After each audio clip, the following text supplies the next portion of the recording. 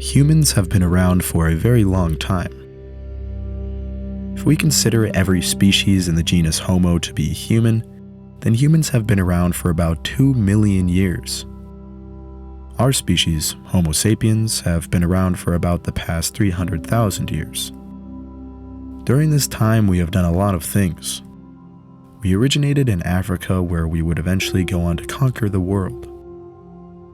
But this world was much different than the one we know of today. It was an untamed wilderness full of danger at every turn. Though our ancestors would eventually taste success on this pale blue dot, they didn't come out unscathed. For thousands of years, they battled predator and prey alike. From saber-toothed cats to terrestrial crocodiles, they witnessed it all. Today we will be talking about the most terrifying animals we encountered on our trek across the world. Before our species was even distinguishable from our other relatives, we were subject to the ruthless beasts of Africa. Many of these animals are still around today. Sub-Saharan Africa actually has the highest amount of surviving Pleistocene megafauna. Sometimes it's easy to think that extant animals are relatively new, but in fact lions, leopards, elephants, and many more have existed for well over 1 million years. Our distant African ancestors would have had to be on their toes at all times. Lions, hyenas, leopards, and crocodiles were all particularly deadly predators. A tribe of humans would have not been helpless, though. We had sharp sticks and some wit. The other predators certainly knew to be cautious. Another underestimated advantage that our bipedalism brings us is intimidation. Even a big lion is only about 1.2 meters or 4 feet at the shoulder. On the contrary, our upright stature would have made us appear relatively larger. Most animals tend to fold to intimidation quite easily as their brains lack higher intelligence. Standing upright, waving arms, and making noise would have been about our best defense. Anyways, the point of all this is that we stood a chance. Though we did get preyed upon, by the time of our species, we were not as susceptible as, let's say, an Australopithecine. Those guys had a hard go at it. Most of our unfavorable encounters with these predators would have occurred while hunting or at night. Lions and hyenas tend to bring out their worst when fighting over game. In times of desperation, predators get bold. A freshly slain antelope guarded by a few hunters may have ended poorly for both groups. Predation at night would have also been a major source of conflict. We have poor senses. At night we can barely see anything. Our ears are not great and our sense of smell is laughable. A trip out into the night would have been a dangerous venture in Middle Pleistocene Africa. Even just sleeping was dangerous. Stealthy leopards would have been efficient hominin killers. 70% of baboon deaths are due to leopard attacks. Hyenas would have also been ferocious. You may have heard about hyena attacks in Africa. They are known to attack sleeping victims in the middle of the night. Humans are great, but one thing we are not is nocturnal. Another terrifying fact of these people's lives were crocodile attacks. The brutality these cold-blooded monsters display is unmatched in the animal kingdom. The way they spring out of the water in a blink of an eye is a humbling reminder that nature is an unforgiving place. And unfortunately, there are still many around the world killed by these creatures every year. However, this tells us something important. Even in our modern, arguably more intelligent era, these beasts prey on us all the same. Another often forgotten man-killer is the hippopotamus. In recent years, many have learned this childhood favorite is actually a brutal beast capable of killing a man with ease. You may have also heard that they are the most dangerous animal in Africa, killing an estimated 500 people per year. They have deadly teeth, a bad temper, and can outrun any man. Another particularly brutal predator we would have run into in Africa, as well as Eurasia and even the Americas, was Megatherium. This animal had been around Homo sapiens for our entire existence in Africa until relatively recently. It possessed longer teeth than any cat on Earth today and has been given the nickname of the Scimitar Cat. It was about the size of a male African lion and was adapted to hunting large game. This beast would have been an intimidating adversary in life. Africa's wildlife was and still is a terrifying place, but it's quite familiar compared to the other lost worlds of prehistory. Europe is a land that is often pictured when thinking about human prehistory. A beautiful, untamed land defined by its unbearable winters. Up until relatively recently, this land was home to many predators. One of the scariest animals was undoubtedly the cave bear. Cave bears are the embodiment of power. They stood 3.5 meters or 11.5 feet while standing, and they were far from skinny. They sported a broad, domed head and a stout body. The largest specimens we have may have weighed up to 1,000 kilograms or 2,200 pounds. Cave bears are comparable to Kodiak bears in terms of pure compact size. But even the most massive Kodiak bear are 700 pounds or 317 kilograms lighter than its cave-dwelling relative. What is even more terrifying about these animals is that humans certainly had many encounters with them. Neanderthals spent hundreds of thousands of years in their presence. Our species coexisted with them for no more than 20,000 years in Europe. Like I covered in a separate video, there is a cave bear skull with a devastating puncture in it. This injury, which was likely fatal, was certainly done by a human. Since we both lived in caves during this time, there is no doubt that we had some legendary clashes that are now bound to our imagination. The other predators of Europe would have been nothing to mess with. Wolves, brown bears, cave hyenas, and even leopards prowled the land. One can imagine an encounter with any of these animals would have been terrifying. One of the animals I often imagine as more magnificent than terrifying were the cave lions. These beasts were much larger than modern lions and were as heavy as the biggest tigers. I find them to be so breathtaking because of the way they were depicted in the beautiful cave paintings of Chevet Cave. These images are drawn in such a way that even over 30,000 years later, I can vividly imagine what these people saw in their daily lives. It seems these people didn't fear these animals. They didn't draw them in some way where they look like the antagonists. Instead, the realism shown makes me think that these people appreciated these dangerous beasts. Europe would have been a brutal place. You could imagine that during the winter it was a cutthroat game of survival between every animal.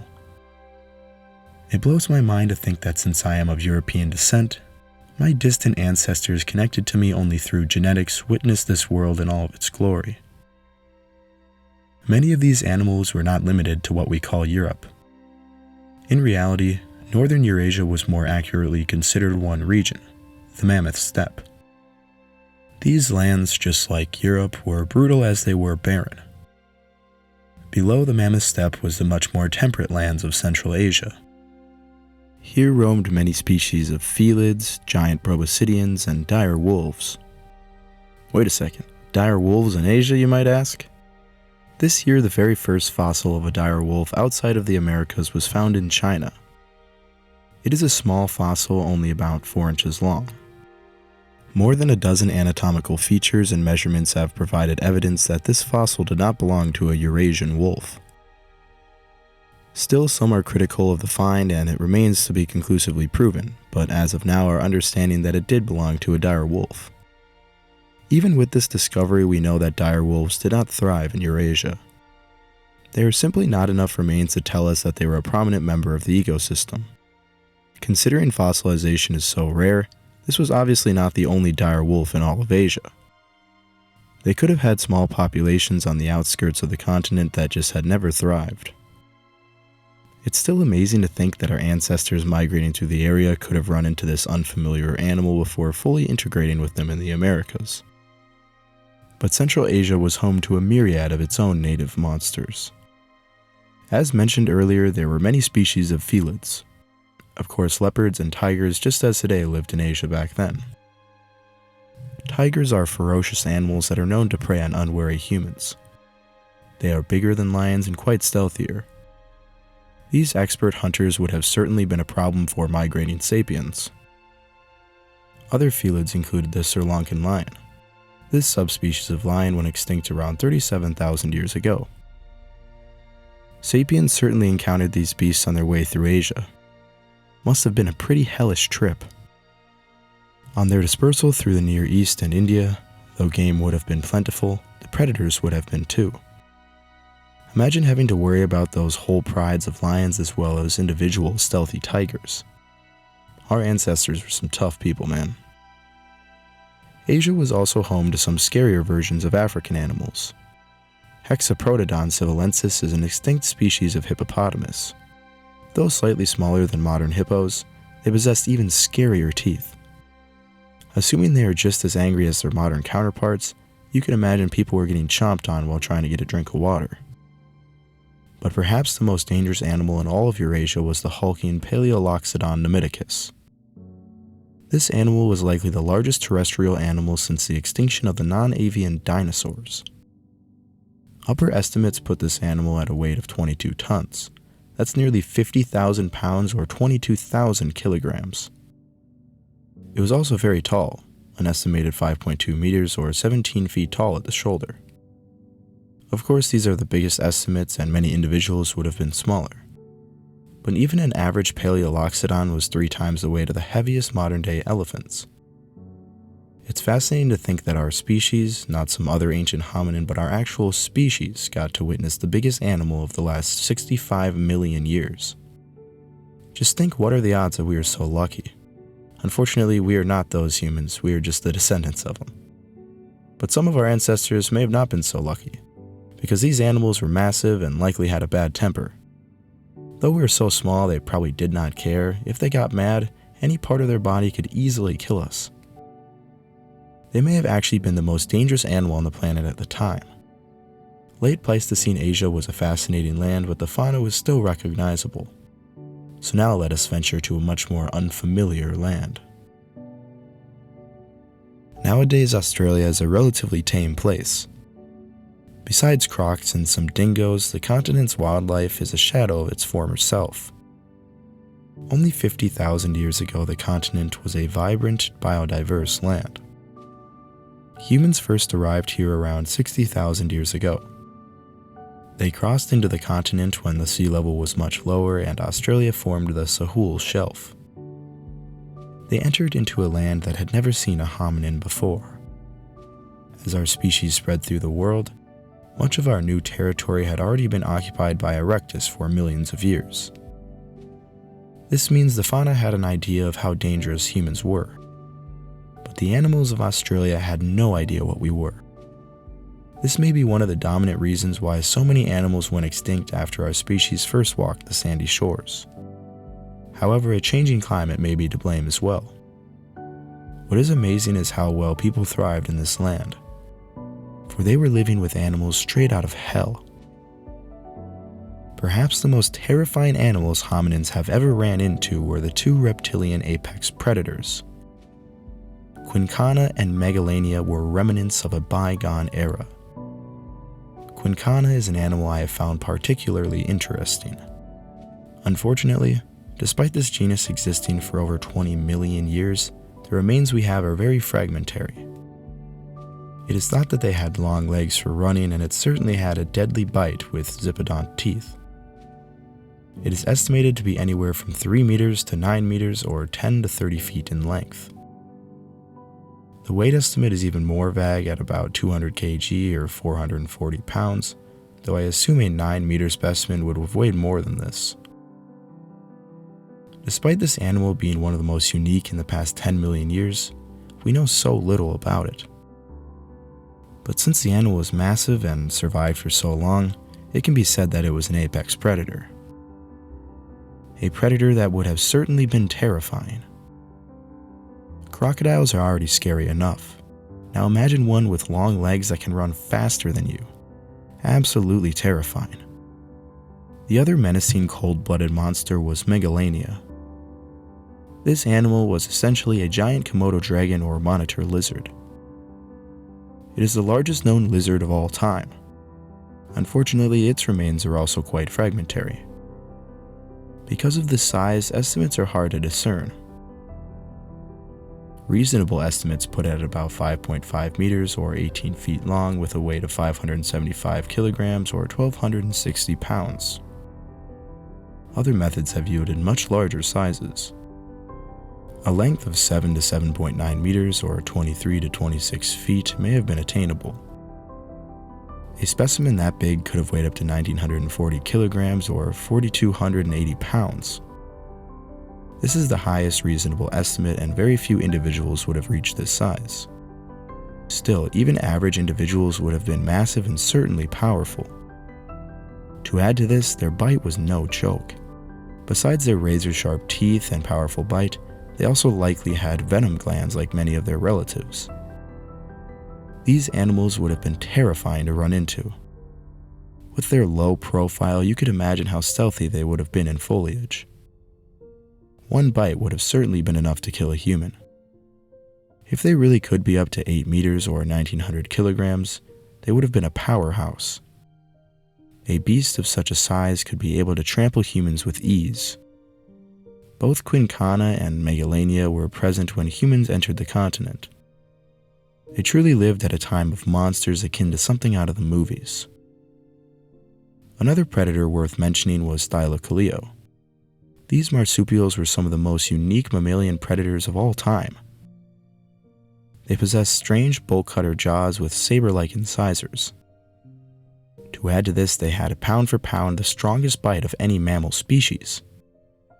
They were about the size of a lioness and convergently evolved to be quite similar to felids.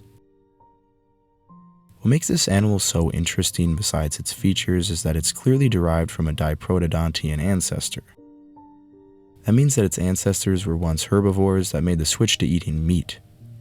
This is why its traits are so weird. It is considered to be the most specialized mammalian carnivore of all time. Those three animals are probably the scariest animals around at the time, and I guess saltwater crocs could easily fit on that list along with a handful of snakes.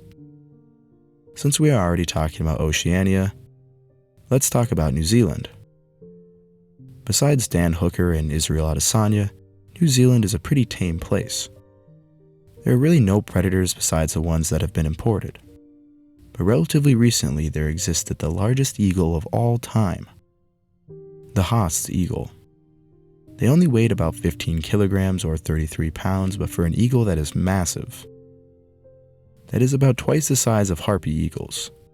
These eagles probably would have not been much of a threat to a full-grown adult, but children would have been easy picking. What is interesting about this animal is that they only went extinct in about 1400 when the Maori hunted the moa to extinction. This animal would have been terrifying to have an encounter with, but admittedly not as scary as the other entries on the list. But I figured I should show New Zealand some love though. A surprising amount of my audience is from there. Anyways, we still have to talk about two whole continents. The beautiful Americas. These lands to which I call home have some of the most beautiful landscapes on Earth. In North America, we still have a menagerie of predators including mountain lions, jaguars, wolves, grizzly, black, polar, and brown bears. But only 11,000 years ago, the Americas, both north and south, were filled with classic Ice Age animals. In recent years, one of the most talked about is the short-faced bear, and for good reason.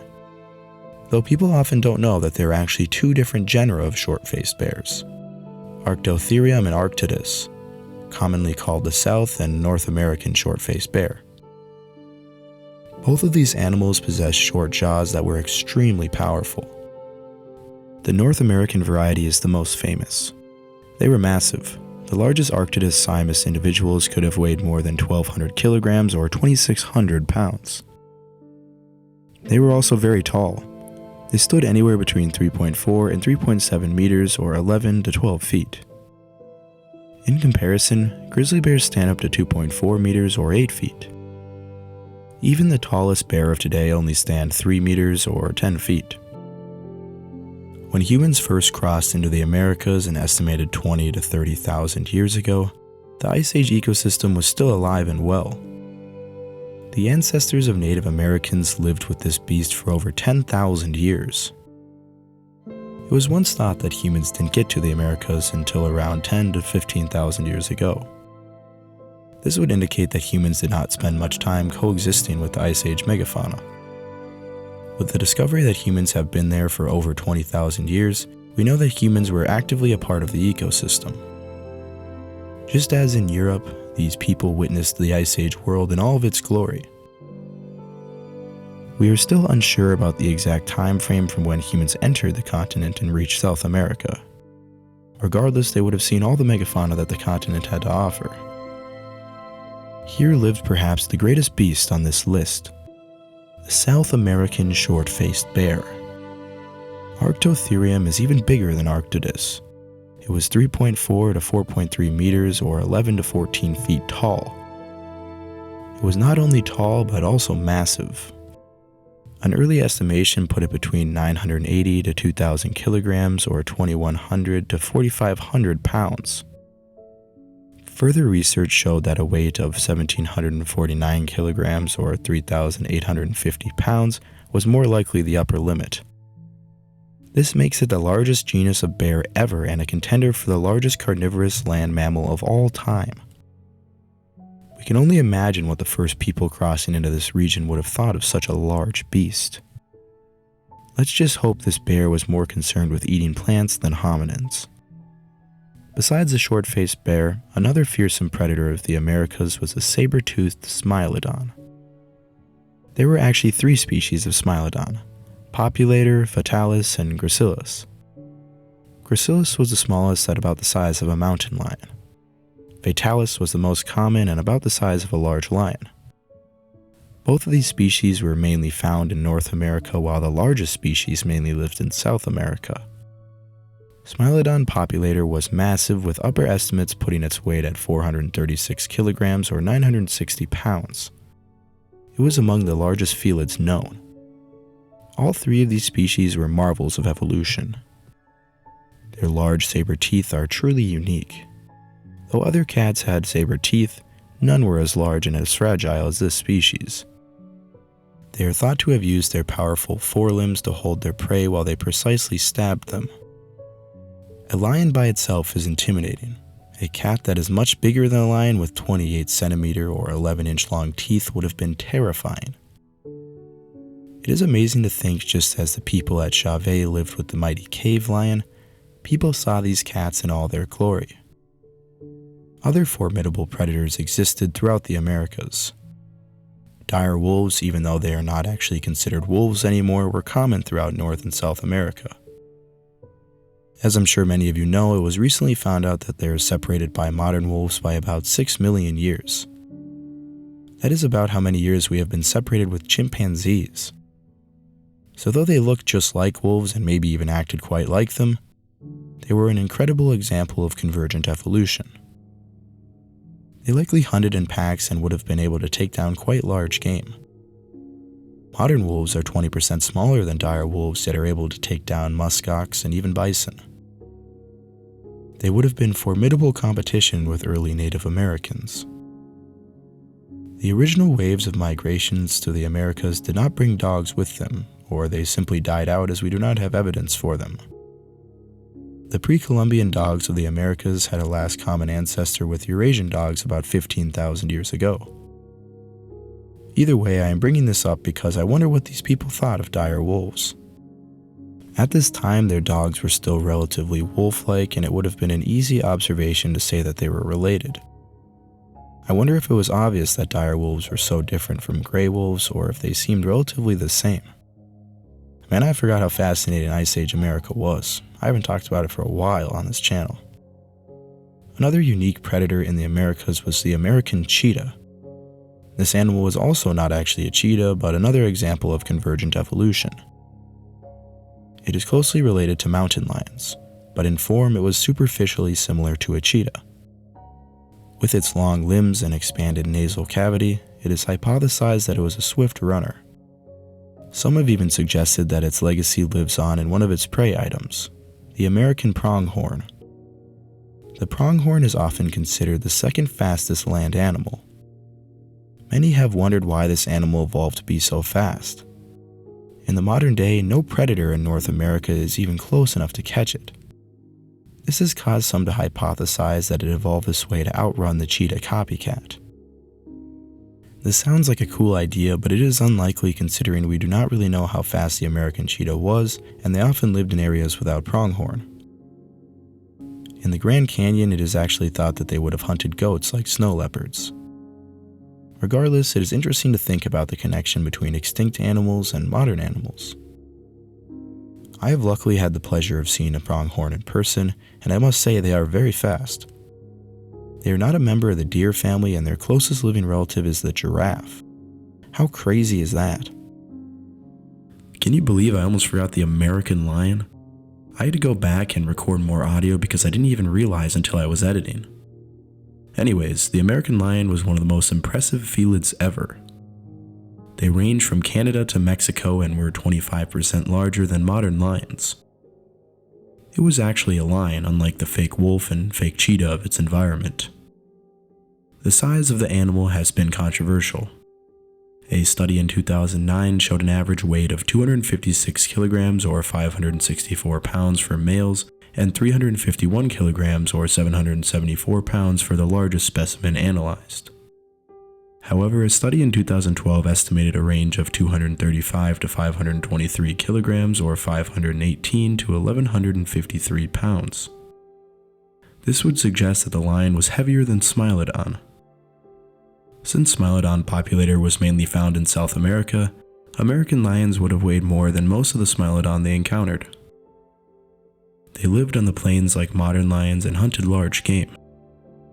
This animal would have been certainly terrifying to run into, but I guess they were just big lions, but even normal lions could ruin your Pleistocene day, so I can't imagine these would have been fun to see.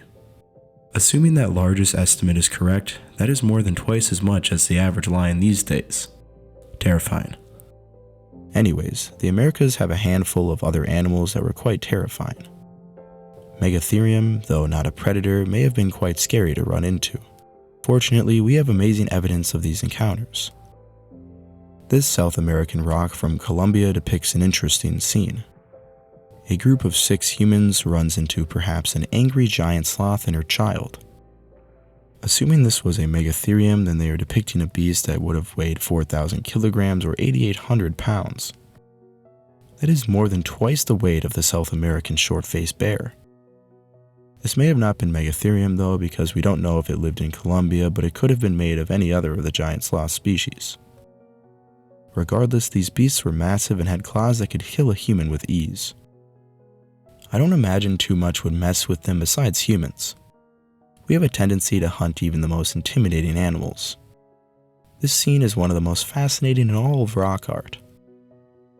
The sloth appears to be possibly rearing up on its hind legs and is depicted with large claws. Humans made it to the Americas after the Great American Biotic Interchange. This event is what happened 3 million years ago when North and South America connected.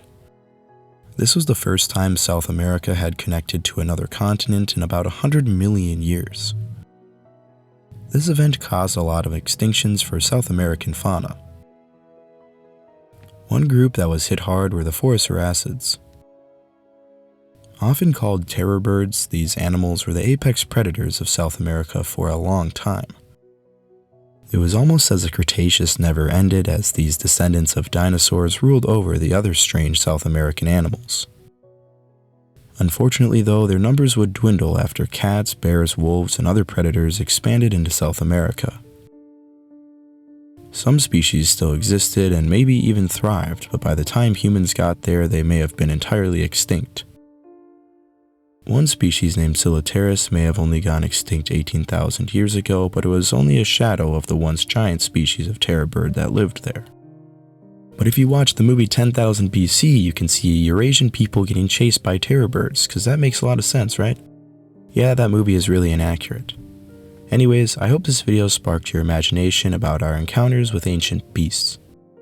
In only the past 20 or 30,000 years, there lived one of the largest animals since the extinctions of the dinosaurs, plus one of the largest mammalian predators of all time. We should be thankful that our ancestors got to witness such a vibrant world.